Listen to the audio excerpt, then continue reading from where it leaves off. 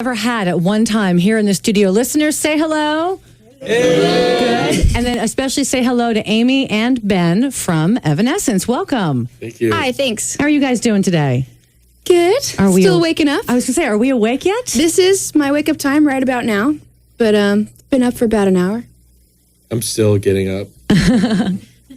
Well, you're looking good. Thanks. You look Well, like- that's just me. I roll out of bed like this. Coffee in hand. That's why. Yeah. Are you showered, Ben?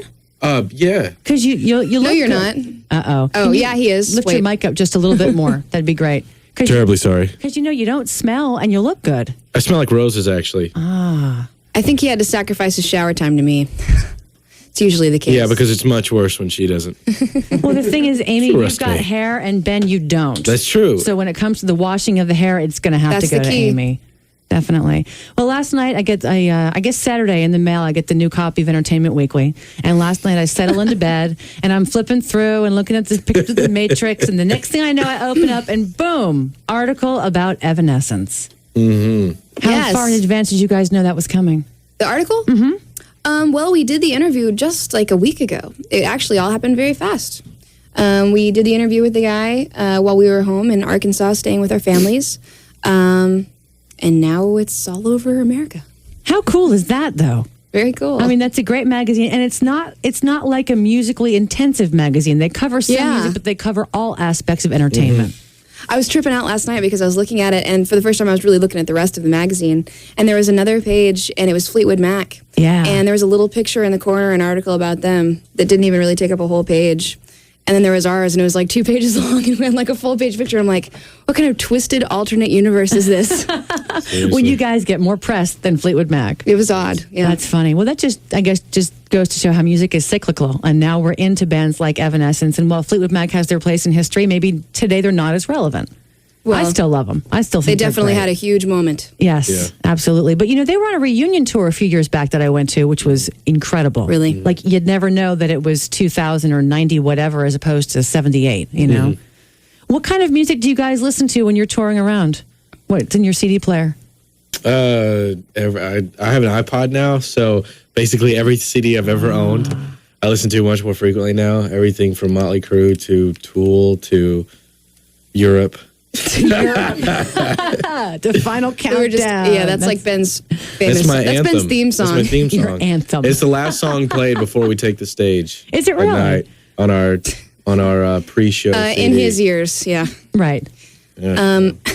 I really like Tori Amos a lot. Actually, last night when I was warming up, I was listening to old Sheryl Crow, the really good stuff, Tuesday Night Music Club. Mm-hmm. Not to insinuate that her newer stuff is not It's as different. good. It's just different. I don't like it as much as her old. Really? I see. I like all of her stuff for Do ya? different reasons. Well, she's such a great writer. Yeah.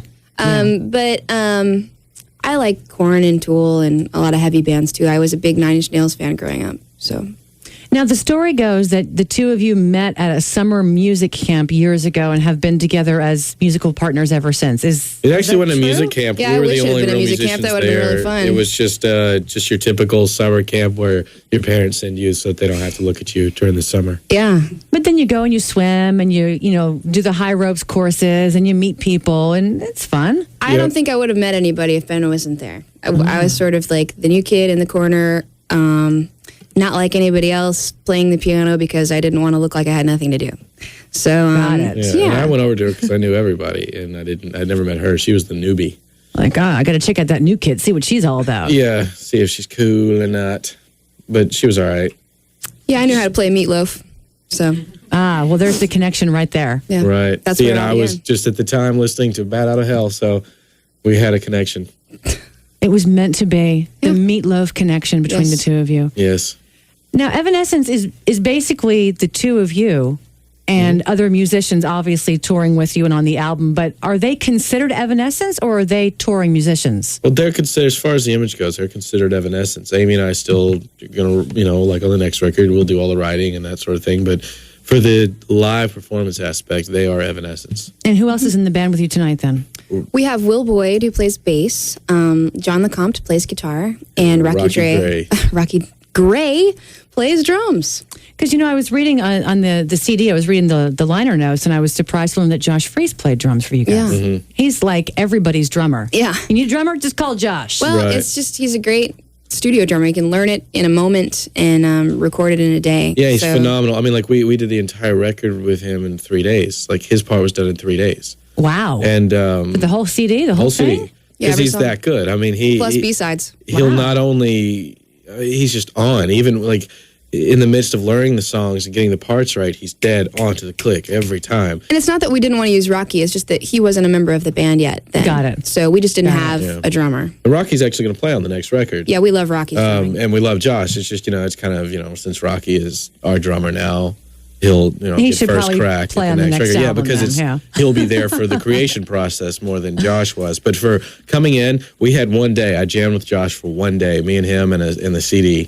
In a rehearsal space for one day, and then we went in and did the record in 3 days. Wow. On drums. So he's phenomenal. Quick learner. Yeah. It's Amy and Ben from Evanescence live in the studio in FM 99. They're playing tonight at the Norva, along with Revis, Depswa, and Die Trying. It's a 7 o'clock start time, so if you want to see all of the bands, make sure you get out there. Can we hear something live? Absolutely. Absolutely. Hit it, Ben.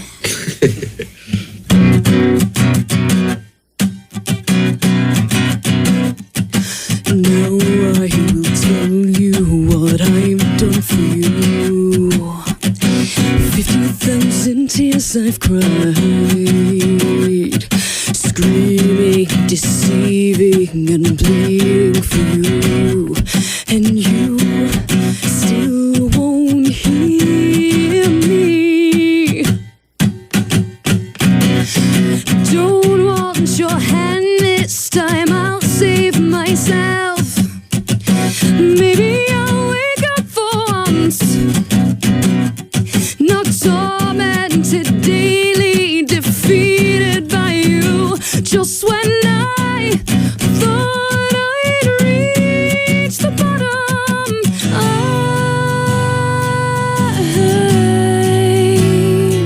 I'm dying again. I'm going under,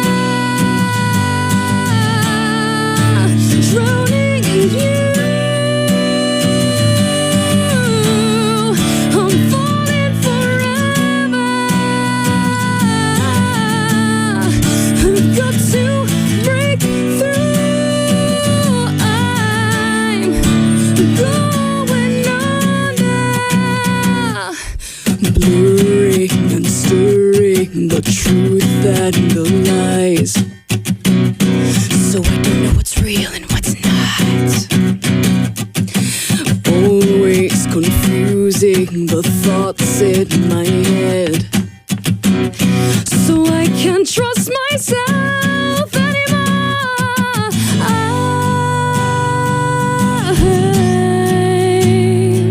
I'm dying again. I'm going under, drowning in you. I'm falling forever. I've got to break through. So go on and scream, scream at me. I'm so far away. I won't be broken again. I've got to breathe. I can keep going under, drowning in you. I'm falling forever. I've got to break through. I'm going under.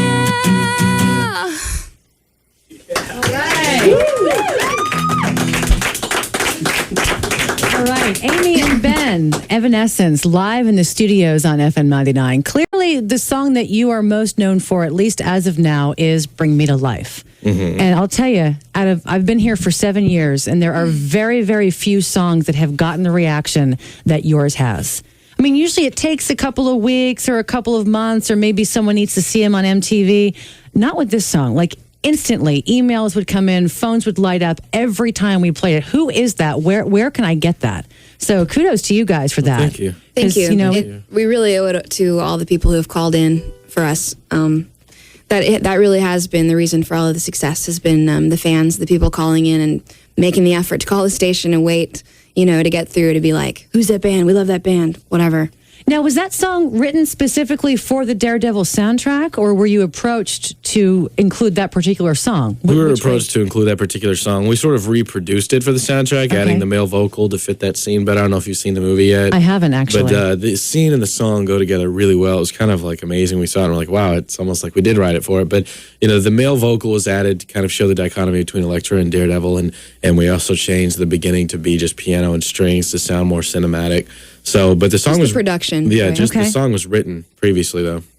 And that's also included on your debut CD, which is called Fall. I know you guys are signed to Wind Up, which is like the little label that could. Yeah. They have signed Creed Exploded and Finger 11 and so many other great Drowning bands. Pool Drowning and Pool. us, And they were the ones everything's that put out the soundtrack, too. So that makes sense that you were a part And of it's that. a really good soundtrack. Yeah. Yeah, and they also did like other soundtracks like Scream 3.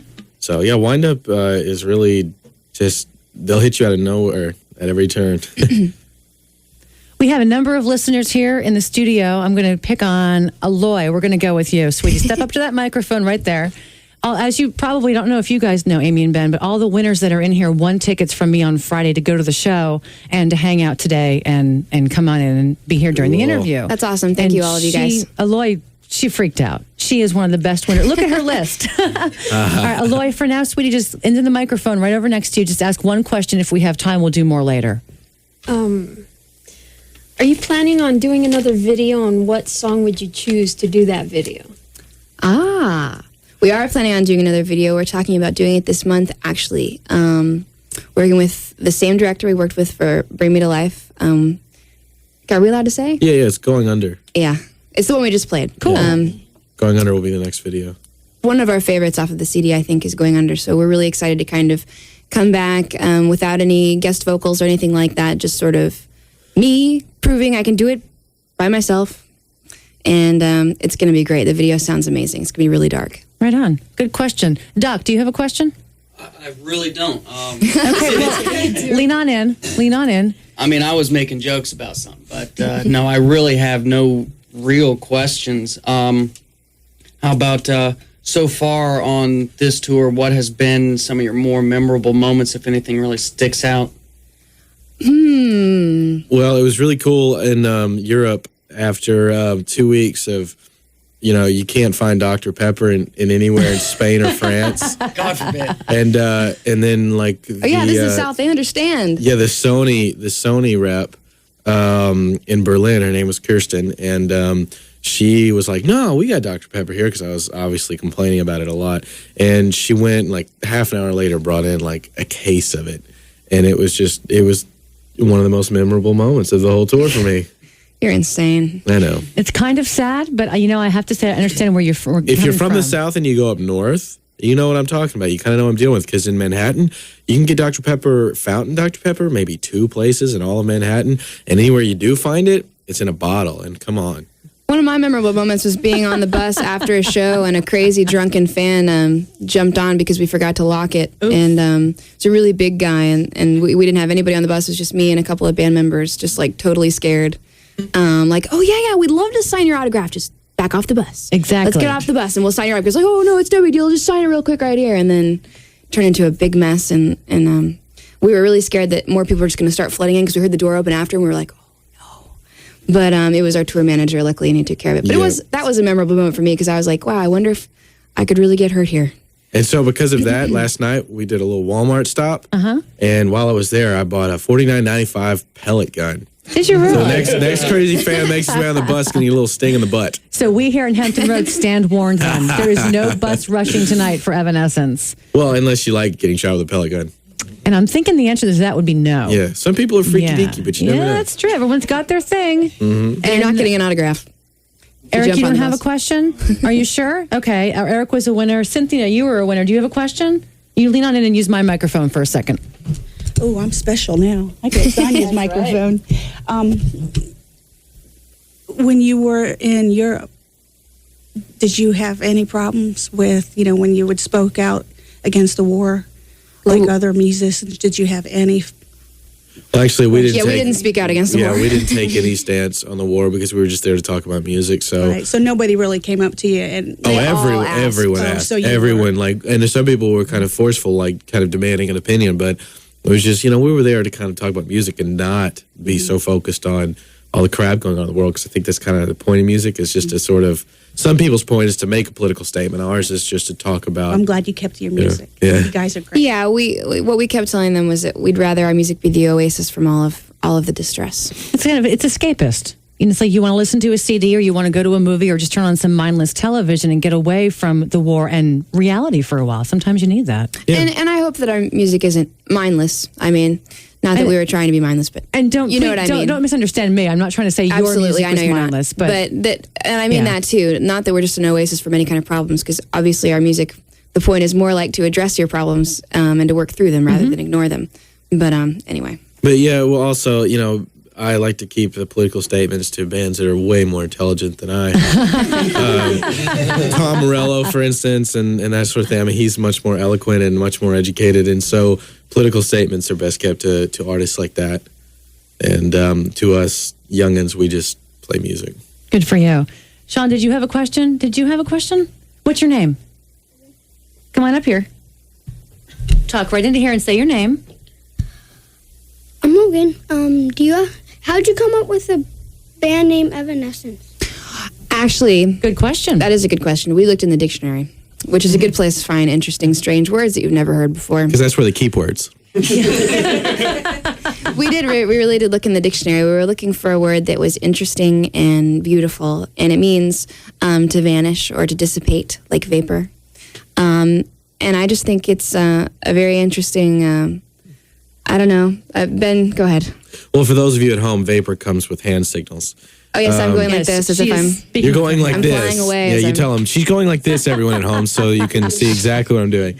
But we wanted something that painted a picture, and I wanted something that started with letter E, so we compromised, and Evanescence was the middle ground. It's Ben and Amy from Evanescence live in the studio on FM 99. Can we hear something else live? Yes, you can hear me tuning. All right, yay. Please.